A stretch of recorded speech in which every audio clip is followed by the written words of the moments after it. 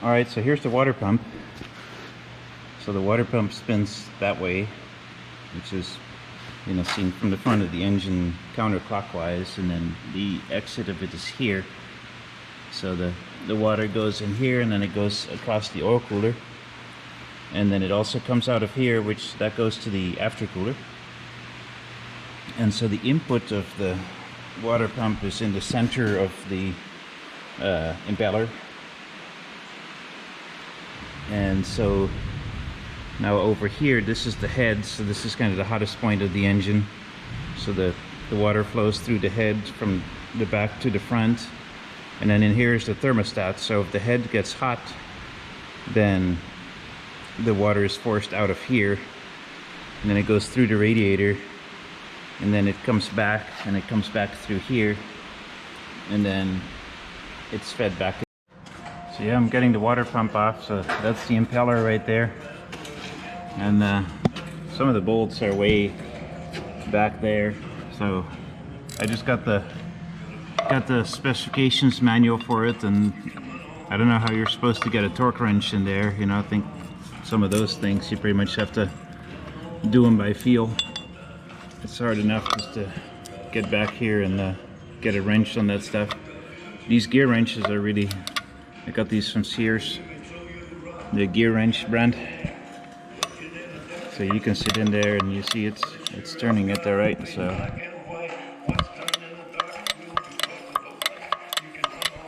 be spinning it a few clicks at a time, but it's getting there, and it sure beats going click by click. And I had one on the other side where a regular box end wrench that you just couldn't, you could have so little span here that it wouldn't even you wouldn't even be able to get it on the next, even on the 12 point you would not be able to get it on the next point.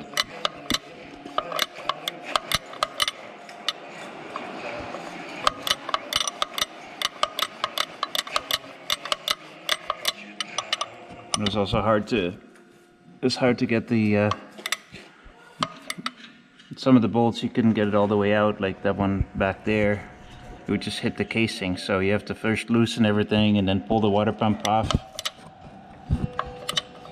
and then pull the water pump off just an 1/8 of an inch there, 1/4 inch, and then you can loosen them the rest of the way.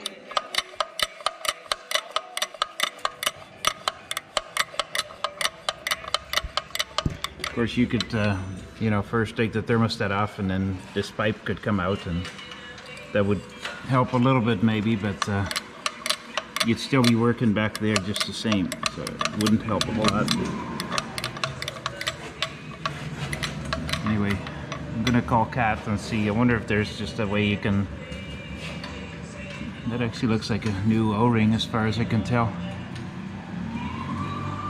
And in fact, I could tell somebody had been working on this water pump, because some of the bolts were a little bit loose. And that looks like a brand new O-ring that might have been replaced pretty recently before the engine was shut down. So, all right, so I got the pulley off. Like I said, it's that pulley's kind of huge. I don't think it would really fit behind the bumper because there's a cross member right here. And so it's just gonna run it like this, except, you know, probably either replace that stud or see if I can get all the studs out. But anyway, these bolts are all 12 points, and my only socket set that I have that's 12 points is 3/8 drive, and that did that, so it snapped right off. So anyway, so this will have to wait for a while. But got the water pump off, got all the plumbing here off, the thermostat housings on both sides, so took all the bolts off on the other side, so almost ready to pull the heads here. All right, well, there you go. I got the harmonic balancer off. I realized I have a metric 12 point 1/2 inch drive set, so I thought, well, let me see if that does it. And so yeah, this is a 16 millimeter, so that actually fit just fine. Just make sure you don't get any holy water on it, otherwise it'll burst up in flames. So I put a crowbar and I thought, okay, let me put this chair here just in case it just falls off. And so I put a crowbar in it, and I just put a little bit of force and just fell right on the chair, just like that. I didn't put it on the chair. I literally just set the chair here, and then I'm starting to like this idea. If I can mount an air compressor right here, if I don't know if there's going to be a way to clock it to where it's kind of pointing sideways, and hopefully that'll work for it. But I think those air compressors, they pretty much work anywhere, like sideways or upright or whatever. All right, so I got the timing gear for the pump off. So pretty much what you do is you loosen all these bolts.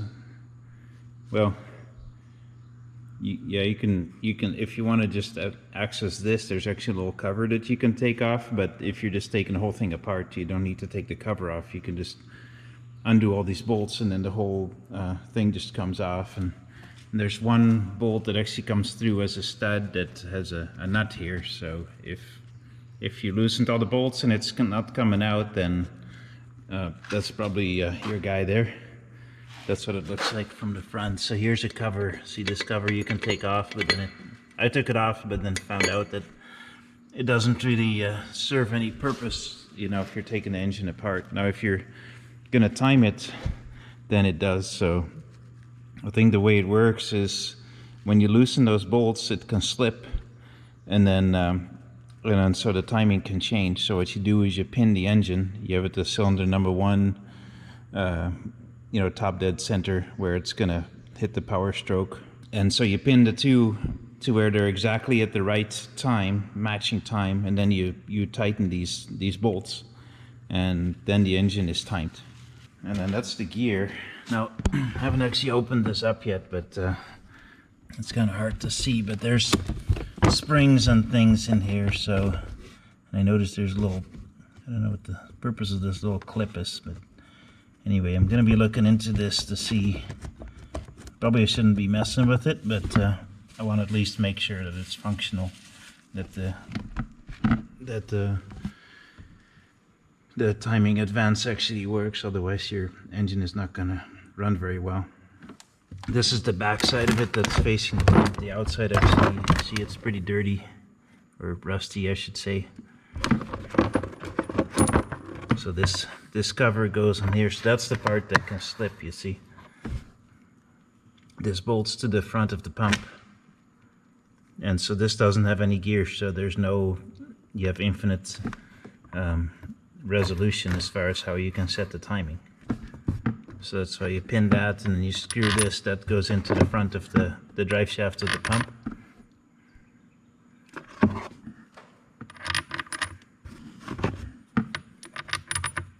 But even if you have the bolts in there, it can still slip. So you can turn the engine and the pump independently. So you have to set them both at exactly the right time, which the manual tells you exactly how to do it. I haven't done it yet, obviously, since I'm taking it apart, but then once you're done, you torque these things down, and these go pretty tight. I really have to hang on them a bit to get them off. I don't know if that's because of the rust, but I think they're probably because this is a smooth surface, and actually that pump takes a fair bit of horsepower to run. So that's why they have to be tight.